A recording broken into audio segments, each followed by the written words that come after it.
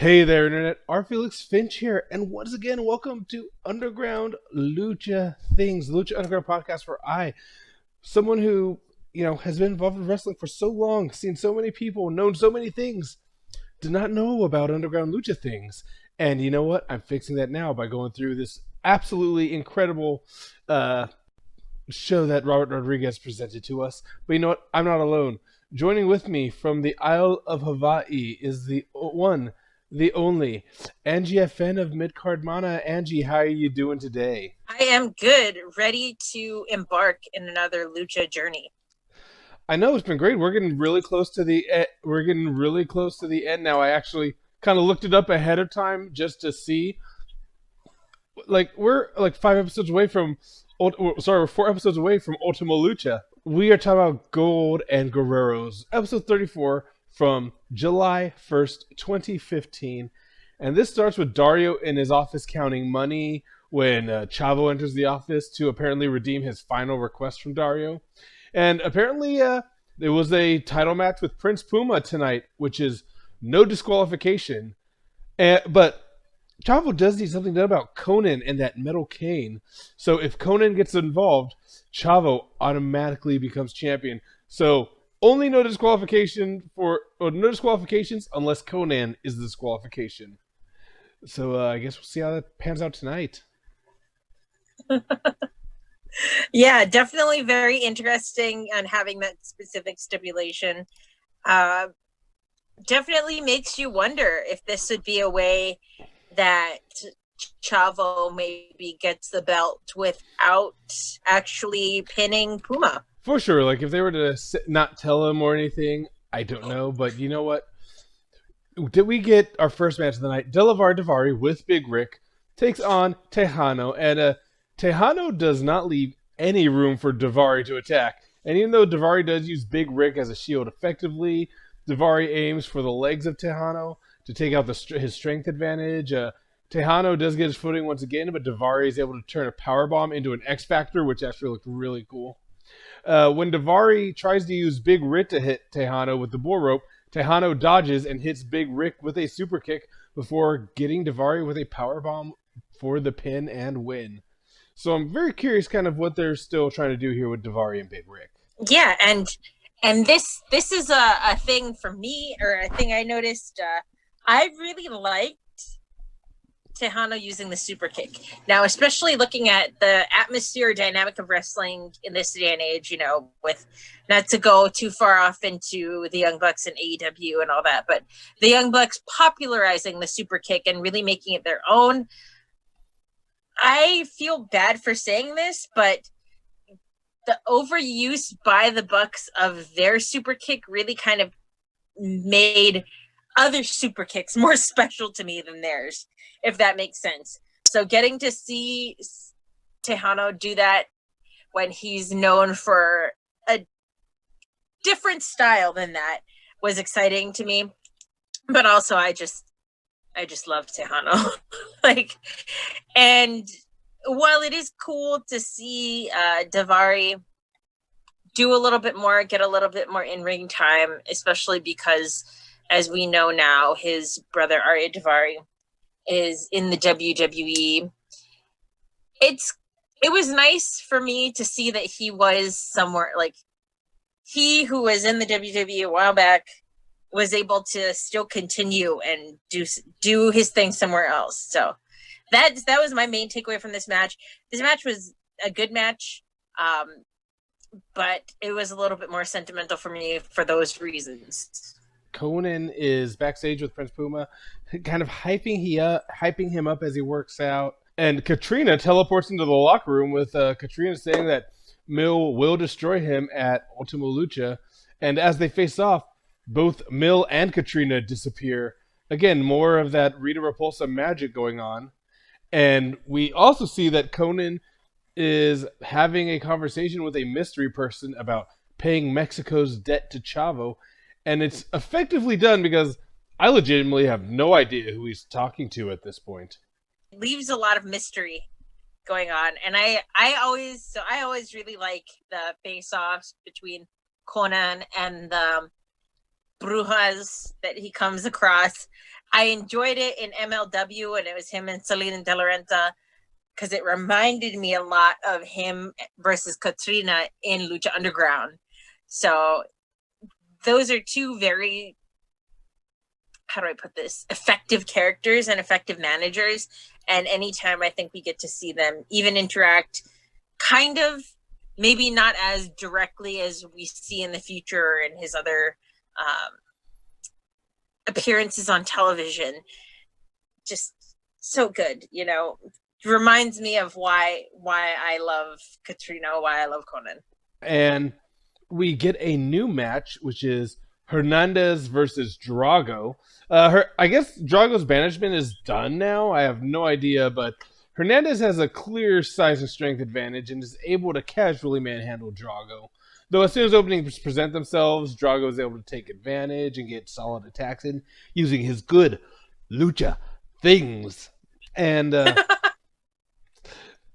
the outside, Hernandez is back on the advantage and gets disqualified because he takes a belt from a random dude in the audience and proceeds to whip Drago and choke him out with it. Afterward, Hernandez cuts a promo about dragons not being real and him just being a man whose ass he whipped. It's cheesy as hell, but it was entertaining. I was laughing my ass off when he's like, dragons are not real. It was such good heel shit, you know what I mean? And like I mentioned, I think in last episode, it's really nice to see, especially because even now or in the last couple of years, I've built up a greater appreciation for Hernandez and Homicide as LAX, or the OGs of LAX. Seeing Hernandez really go hard for that heel shit, just, I don't know, it brought me a lot of joy. And even the complete whooping, because that was straight up like, that was you got in trouble with your mom or your dad and they whooped you with the belt, or for us in Hawaii with the rubber slipper or the back scratcher. Like, I felt that, man. That was real. It's been interesting.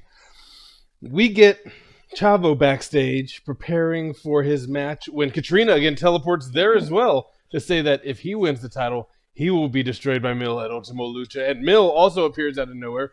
And Chavo is totally nonplussed and he walks away saying that he'll see him there. So I thought that was kind of funny how like Chavo's the one person who's really like no sold this teleportation gimmick. Yeah, no, it's so funny because Chavo is such at least in Lucha Underground, he is shown some signs of being kind of like scaredy, but for the most part, he's very much like gives no fucks. It's like, whatever, man, I'm do what I'm gonna do for number one. So I like the no sells that he does. Yeah, and we have Marty the Moth taking on Alberto El Patron. And Patron is coming out without a t-shirt, so he's in full serious mode now as we lead up to Serious, yeah. Yeah. This match is a squash match with nothing but offense from El Patron, leading to a cross armbreaker on Marty, making him tap. El Patron hops onto the mic to thank Johnny Mundo for putting him through that window and waking up his evil side. And he appears to challenge Johnny Mundo at Ultimo Lucha. Yeah, and you know how I feel about any match with Marty the Moth, especially getting to watch this again and remembering what I liked about his run when I was first watching it years ago. Getting to see all this little stuff again, just it reminds me of how I ended up liking him in the first place. And, even El Patron, we've had a lot of discussion as to how he is great at this pro wrestling thing, but terrible as a person. And this really just sort of reminds me yet again, he was so successful for so long because he knows how to talk, I liked that promo, the post-match promo by Patron. I feel like he's got a really good grasp on how to sell this story, which, some audiences in today's day and age would see it as two people that used to be in the WWE. And we know both you and I, from being part of the internet wrestling community, know how much people can get on that as a negative. But he's done really well at selling me on this, even though I already know he's still done a good job at me being like, oh man, I wouldn't mind watching this match again. This is good. But our main event is here: Chavo Guerrero versus Prince Puma with Conan for the Lucha Underground Championship. And Chavo comes out with the crew who are able to get involved, unlike Conan. And so definitely very exciting. Right at the gate, we already know going in that if Conan specifically gets involved, Prince Puma loses and Chavo gets the belt. So definitely already going in with Puma as the underdog as per usual. And this starts as a technical bout between the two in the opening until Prince Puma is able to get the edge, but he's then attacked by the crew, and Prince Puma is able to fight 2-on-1 while Chavo keeps working through his injury because it looks like he hurts his hamstring at some point in this match. But Conan suddenly cues the mystery man, and Texano comes out to even the odds for Prince Puma, taking out the crew. Puma makes his way to the top rope and nails a 630 to earn the win against Chavo. And after the match, Texano warns Chavo that Mexico is still coming for him while the crowd chants, Mexico, Mexico, Mexico. So, yeah, that was a fun little match. I mean, there wasn't really a lot to it. But again, it did feel more like a story beat, and it wasn't completely one-sided. What do you think of it, Angie? I liked the Texano twist. When I first watched it, that like blew my freaking mind. You know what I mean? Because those were two wrestlers or two performers that I thought were completely unconnected from each other. So when Texano came out to I guess kind of make the save, although it wasn't really a save, and Texano's technically kind of still a heel. In this, I popped huge the first time I watched it, and getting to watch it again, I just grinned like an idiot. It was so cool, and especially because Texano, and I realized this time around, but Texano and Alberto Patron were pretty solidly set up as the two that came from AAA in Mexico to come to Lucha Underground. These are two that are huge, like really, really big in Mexico. You know what I mean? Like I would say they're probably as big as a lot of household names for wrestling here as in Mexico, you know? So that to me, it made way more sense this time around, knowing what I know about their lineage. But that being said, it filled me with joy. His whole sort of like, yeah, you know what? Mexico is right here, man. I'm coming for you, Pedro. Like that was, it was so good, and yeah, it just made me really happy. But that isn't the end of it. No, it is not. Because Blue Demon Jr. approaches Chavo in the locker room, but he says that he won't attack men who are already injured. You know, Blue Demon Jr. has honor. But Chavo goads Blue Demon by saying that they cheer for Texano in a way they've never cheered for Blue Demon because he is Mexico while Blue Demon is a washed-up has-been that lives in Miami. And it's enough for Blue Demon to briefly attack Chavo as we go out on the show. So, is Blue Demon actually going demonic? Who knows? But Angie, what do you think of this last little button up and the show overall? Yeah, that last one was so good. You know, Chavo being really just such good heel shit. You know, I say heel shit a lot, but it's such good heel. Like it was really, really good. Where he was like, you know, they love him in a way they never loved you. You know, you see that pop for him, where you've been here long. Like that, it was just so good. And I really do appreciate a heel that hits home and hits hard. But the episode as a whole, you know, you had Marty the Moth once you have Marty the Moth, it's already an A for me. But then having everything else going on with Texano making this sort of save for Prince Puma, having the Conan versus Katrina. I was going to say Selena De La Renta because I was watching MLW not too long ago. But having their interactions with one another, just wait, is Katrina Selena De La Renta? So good. Say again? I was like, wait, is Katrina Selena De La Renta?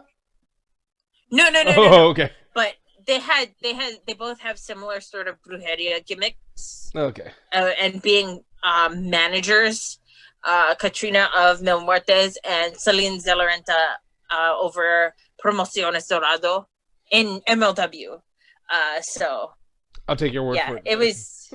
I really loved that storyline because it reminded me so much of him and Katrina, and it was just good stuff all around. Good matches like usual because all of these performers actually really care about their matches and they're allowed the space to show exactly what they can do. And like I said, that super kick, super kicks in this day and age to a lot of people seem really played out. But when I see it from somebody that doesn't use a super kick all the time, it just makes it extra special to me.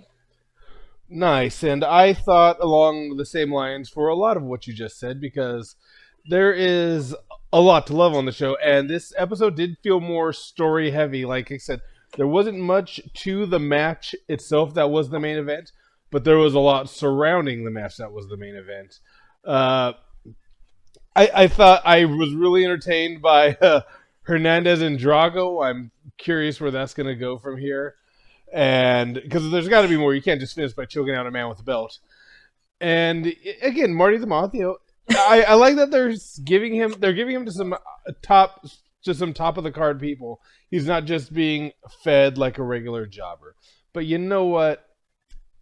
I enjoyed this, but tell everybody where they could go to enjoy you. All right, so I am technically part of two shows based out of Hawaii. First is Mid-Card Mono, although we haven't recorded it together in a while. And we focus more on doing reviews of stuff. We did a couple of prediction shows of the New Japan Cup a while back. We might do some G1 shows, depending on if I can coordinate with my tag team partner, Sam Killer, the wrestling connoisseur. And the second one is Valley Isle Collective's Ringside, which is me and a couple dudes from Maui talking a little bit more about the sillier stuff of wrestling. Why the backbreak is a great move, what's our favorite entrance theme, stuff like that. And on most social media, as far as wrestling goes, you can find me as Fumiko Mega. And you can find me here if you're watching on YouTube, youtube.com/Frisco Flame. You can catch me on the internet at Frisco Flame or as our Felix Finch. You can look up the show by looking up at Lucha Things Show. Or, you can look up Underground Lucha Things on your favorite podcast app and find us there. And right now, this show's coming out once a week until Ultimo Lucha comes around because we need to get ahead a little bit. And it's not my fault. It's not Angie's fault. Well, it's a little bit my fault. But, she works in education. I do have a journalistic politics job that I don't talk about much. And it's just madness right now. That's what it is. Pure unadulterated. Things are going crazy. Yeah, it's the end of the world as we know it. But I don't know if I feel fine about that. I'm being real honest with you. I've got like a bottle and a half of gin left. Fair point. Oh no, I had to watch that debate tonight. So I still have a bottle and a half of gin left. So good on me. Anyway, for Angie, for myself, peace out, party peoples, and we'll see you next time with more Underground Lucha Things.